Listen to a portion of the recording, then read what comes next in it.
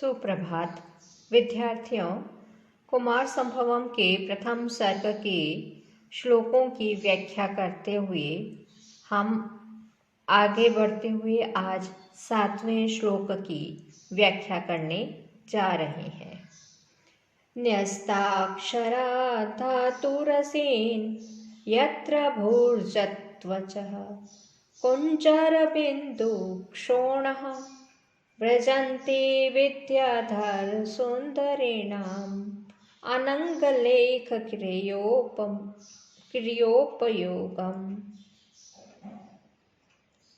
अर्थात जिस हिमालय पर हाथी के शरीर पर पद्मक बिंदुओं के समान लाल वर्ण भोज वृक्ष के पत्ते जिन पर सिंदूर आदि धातुओं के रस से लेख लिखे गए हैं, ऐसे विद्याधर सुंदरियों के प्रेम पत्र लेख के काम आते हैं। यत्र अर्थात जहाँ धातु रस से न्यस्ताक्षरा लिखे गए कुंजर बिंदु क्षोणहा, कुंजर कहते हैं गज को, गज बिंदु के समान, क्षोणहा अर्थात लाल, भोज त्वचा भोजपत्र की त्वचाएं, भोजपत्र की जो छाल है, विद्याधर सुंदरेणाम विद्याधरियों की सुंदरियों के, अनंग लेख क्रिया प्रेम पत्र के लिखने में, उपयोगम वृजंती काम में आती है। यस्मिन हिमालये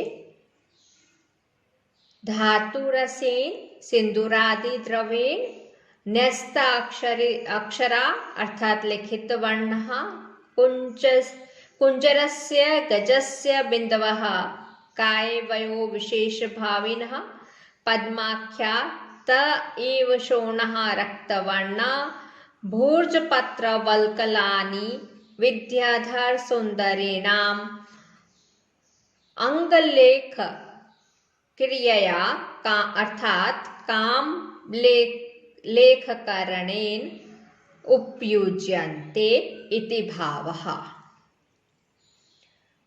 धातुरसेन इसमें समास है, समास का विग्रह इस तरह से होगा।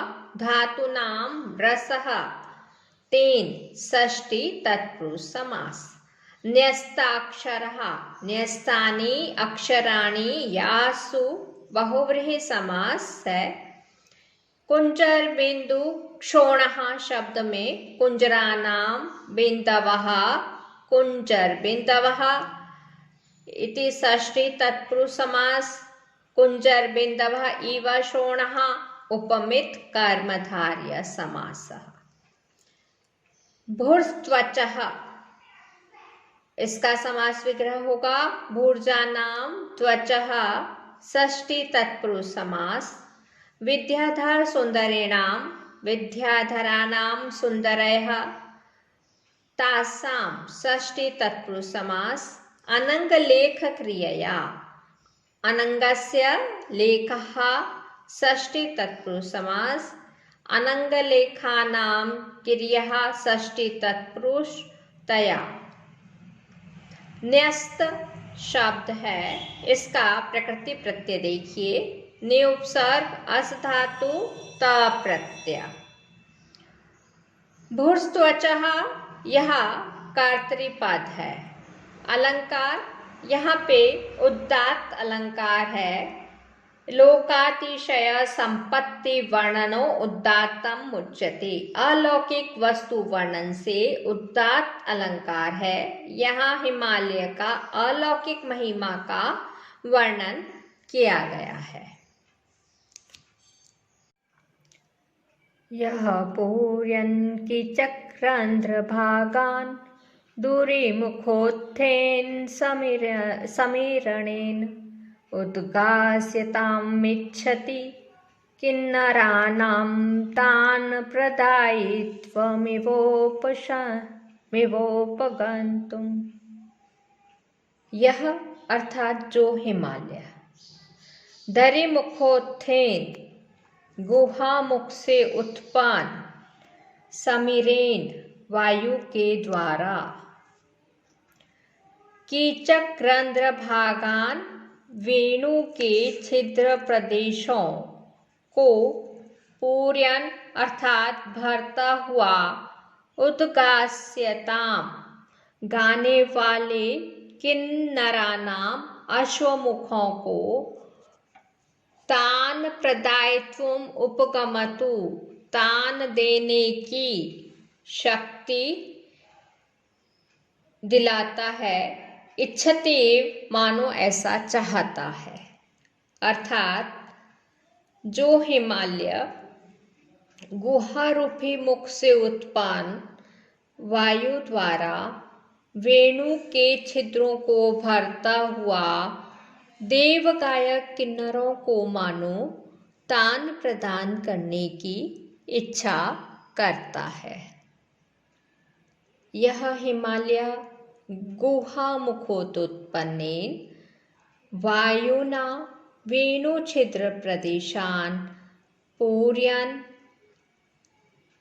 ताम गानम करिष्यताम देवयोनि विशेषणानाम अंशस्वर प्रदानशीलत्वम वांशिकत्वम इति यावत् प्राप्तुम अभिलषति एव। यहाँ पे हिमालय के गुहा रूपी मुख से जो पवन निकलता है उसे कीचक में जो छेद होते हैं वहाँ पे वायु भर जाती है और कीचक के हिलने से वह वायु आवाज करती हुई बाहर निकलती है तो ऐसा लगता है कि मानो किन्नरों को वह तान प्रदान करने की इच्छा करता है। यह संभावना होने से उत्प्रेक्षा अलंकार है। हिमालय गिरि गुहा रूपी मुख पवन से इस अंश में रूपक अलंकार है। हिमालय के गुफा को मुख माना गया है, मुख का आरोपण किया गया है और हिमालय की गुफा से जो पवन निकलता है उससे कीचक रंध्र भर जाते हैं और कीचक रंध्रों के भरने से एक तान निकलता है। तो ऐसी उत्प्रेक्षा की गई है कि मानो वह हिमालय चाह रहा है कि किन्नर जब गान करते हैं तो उसे तान प्रदान किया जाए, इसलिए यहाँ पर उत्प्रेक्षा अलंकार है। समास विग्रह देखिए। पहला समस्त पद है दरी मुखोत्थेन, दरी एव मुखम, मयूर पेंसिकादि कर्मधारय समास। दरी मुखाद उत्तिष्ठति इति दरी मुखोत् तथा तेन कीचक रंध्र भागान, यह समस्त पद है, इसका विग्रह हुआ कीचक रंध्राणाम भागः षष्ठी तत्पुरुष समास। तान तान प्रदायित्वम तानम प्रदातुम शीलम यस्य उपपद समास तस्य भावः। उत्तथेन इसका प्रकृति प्रत्यय उदुपसर्ग स्था धातु का प्रत्यय तृतीया विभक्ति एक वचन। पूर्यन शब्द का में धातु है प्रे धातु नेच, फिर क्षत्रि प्रत्यय हुआ और प्रथमा विभक्ति एक वचन में पूर्यन पद बनता है। उद्गास्यताम उदुपसर्ग गई धातु स्या प्रत्यय क्षत्रि प्रत्यय षष्ठी विभक्ति बहुवचन। तान प्रदायित्वम, तान, उसके बाद प्रउपसर्ग, दा धातु, ऋणी प्रत्यय, त्व प्रत्यय, द्वितीय विभक्ति एक वचन। उपगंतुम, उपसर्ग, गम धातु, तुमंत प्रत्यय। उपजाति छंद है। इंद्रवजा और उपेंद्रवजा दोनों के जहाँ लक्षण होते हैं वहाँ पे उपजाति छंद होता है। हमने जब प्रथम श्लोक की व्याख्या की है उसमें उपजाति छंद का लक्षण लिखा दिया है।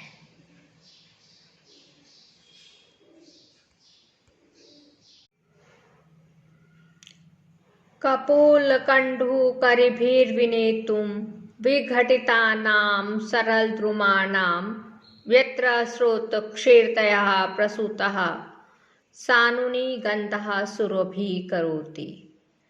प्रस्तुत पद्य में महाकवि कालिदास हिमालय का वर्णन करते हुए कह रहे हैं कि यहाँ पे हाथी अपने गंडस्थल की खुजली को मिटाने के लिए देवदारू वृक्षों को रगड़ते हैं और देवदारू वृक्ष से जो द्रवित दुग्ध निकलता है उससे पर्वत के शिखर सुगंधित हो जाते हैं।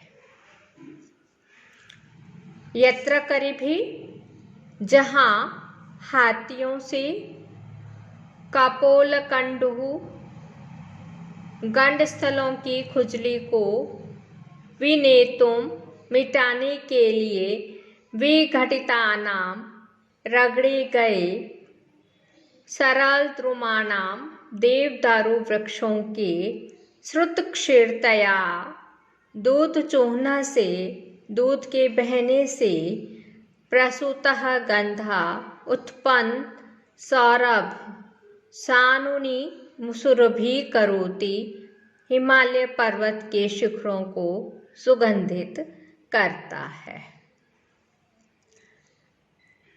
समस्त पद कपोलकण्डुः, इसका विग्रह होगा कपोलयोः कण्डुः।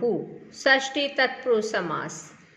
सरलद्रुमाणां, इस समस्त पद का विग्रह है सरलाश्चते द्रुमः तेषां कर्मधारय समास। श्रुतक्षीरतयः, श्रुतानि क्षीराणि येषां बहुव्रीहि समास। तेषां भावस्तथा तया। प्रकृति प्रत्यय देखिए, विनेतुम पद है, वे उपसर्ग नि धातु तुमंत प्रत्यय। प्रसूतः प्रउपसर्ग सो धातु त प्रत्यय प्रथमा विभक्ति एक वचन। सुरभि करोति, सुरभि शब्द है, उससे च्वे प्रत्यय हुआ। कृत धातु लट लकार प्रथम पुरुष एक वचन। वनेचराणां वनिता सखानां दरिगृहोत्संग निषक्तभासः भवन्ति यत्र औषध्यो रजन्यां तैलपूरः सुरत प्रदीपः। प्रस्तुत श्लोक में महाकवि कालिदास हिमालय पर उगी हुई औषधियों का वर्णन करते हुए कहते हैं कि वे रात्रि में जब प्रदीप्त होती हैं, चमकती हैं, तो वहाँ पर बिना तेल के दीपक का कार्य करती है।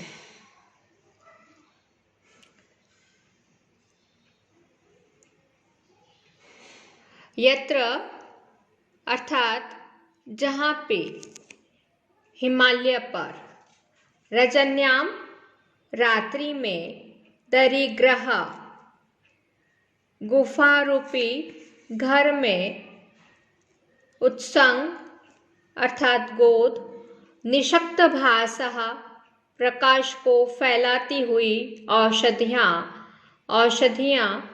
विनता सखानाम स्त्री सहित वनेचरानाम महिलाओं के अतैलपूरः तेल सींचने की अपेक्षा न रखते हुए सुरथ प्रदीपा मैथुन काल के उपयुक्त दीपक भवंती हो जाती है।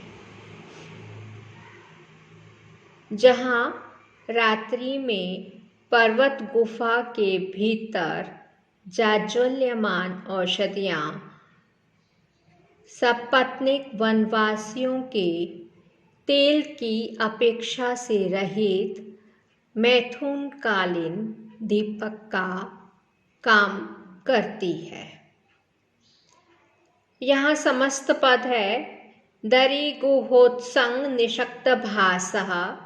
इस समस्त पद का विग्रह इस तरह से है दरिया एव गुहा कर्मधारय समास होकर दरी गुहा पद बना। तत्पश्चात दरी गुहानाम उत्संगः तेषु निषक्तः षष्ठी तत्पुरुष समास।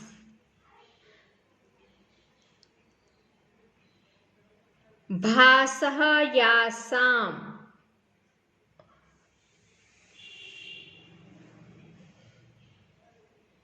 तः दरी गृहोत्संक्षिप्त भासः। यह समस्त पद बन जाता है। यहाँ पर सर्वप्रथम कर्मधारय तत्पुरुष समास है। तत्पश्चात षष्ठी तत्पुरुष, उसके पश्चात सप्तमी तत्पुरुष, तत्पश्चात कर्मधारय और बहुव्रीहि समास होने पर दरी गृहोत्संग निषक्त भासः यह समस्त पद बनता है। वनिता सखानाम वनितानाम सखायः षष्ठी तत्पुरुष समास वनिता सखः तेषाम्। वनेचराणां वनेचरन्ति इति वनेचरः तेषाम् उपपद तत्पुरुष समास। अतैलपूरः तैलेन पूरयन्त इति उपपद तत्पुरुष समास। न तैलपूरा न्या तत्पुरुष समास अतैलपूरः। सुरथ प्रदीपः सुरतेषु प्रदीपः सप्तमी तत्पुरुष समास। निषक्त शब्द है, इसका प्रकृति प्रत्यय निउपसर्ग स्यंज धातु त प्रत्यय। वनिता सखानाम वनितानाम सखायः वनिता सखी पद है, उसके बाद टच प्रत्यय। अलंकार के विषय में यहाँ विभिन्न विद्वानों के विभिन्न मत हैं। इस पद्य को